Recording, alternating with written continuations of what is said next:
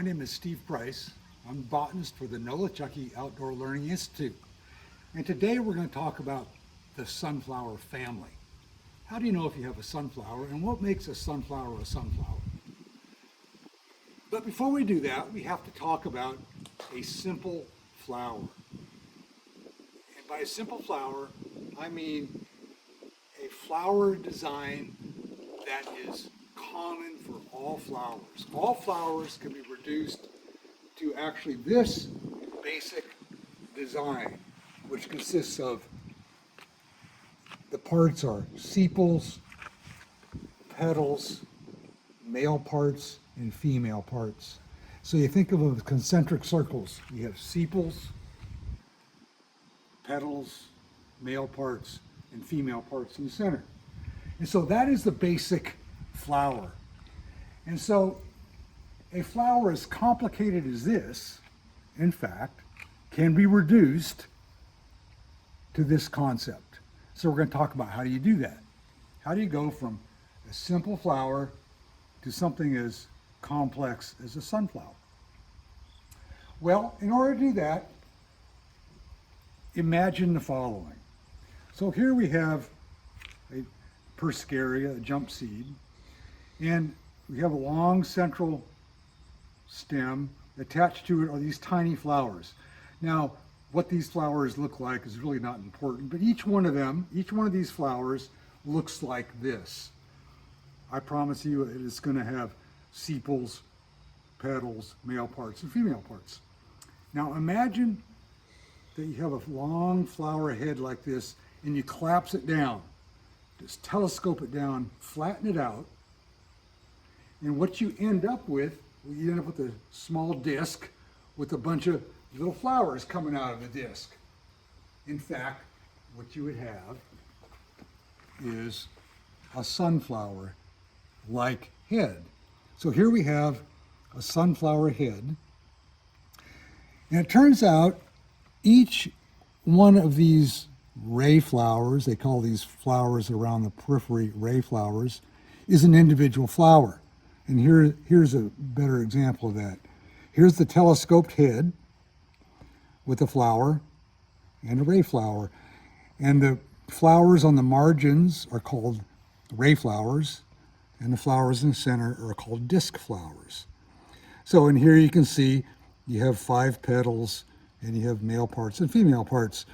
And here we have actually 5 petals, 1, 2, 3, 4, 5, but they're connected together.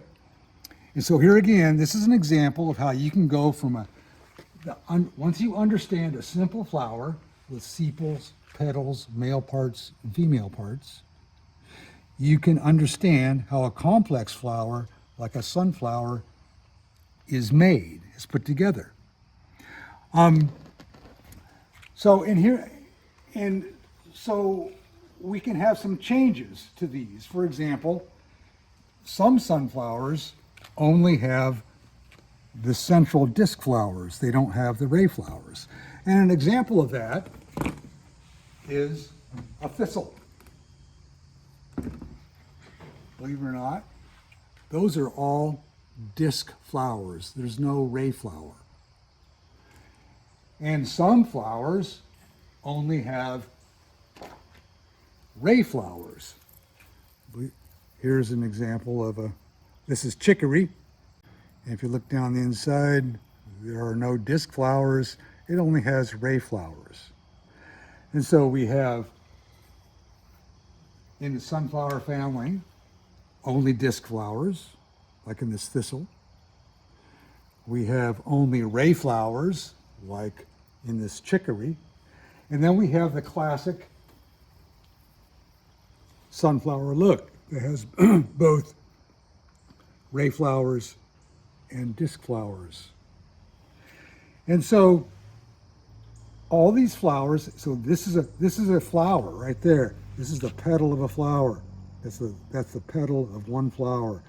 And this is the petal of another flower. So all these, she loves me not, she loves me, all these ray flowers are individual flowers. So a sunflower head is maybe composed of hundreds of individual flowers.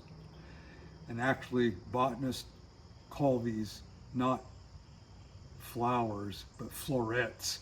Technically speaking, this is the flower, but these are florets. I actually call these individuals flowers. It's easier. Ray flowers, disc flowers. Now, in addition, there's another structure at the bottom of all sunflowers, and that's these things right here. These are bracts. And on our simple flower, the bracts would come out here. So we'd have bracts, sepals, petals, male parts, female parts. So sunflowers have these bracts at the base. This is called an involucre, or they're individually phyllaries, and they can be very important for determining what species of sunflower you have. And the involucre can actually get very, very well developed, like in the thistle. This right here, this is an involucre. And the shape of that involucre can be diagnostic for what species of thistle you have. So on this one, furthermore, how many of these bracts exist can also be diagnostic for what type of sunflower you have. Also, whether these individual bracts or phyllaries are fuzzy, here they're fuzzy, are the margins dead, or they call them scarious, to look leather-like. These can all be very important features for determining what kind of sunflower you have. But to review, this complex flower, which is one of the most complex in the plant kingdom, can still be understood in terms of your basic flower of sepals, petals, male parts, and female parts. Sunflowers are awesome. And this time of the year, there are lots of sunflowers here in the mid to late summer, fall. Lots of sunflower species are flowering.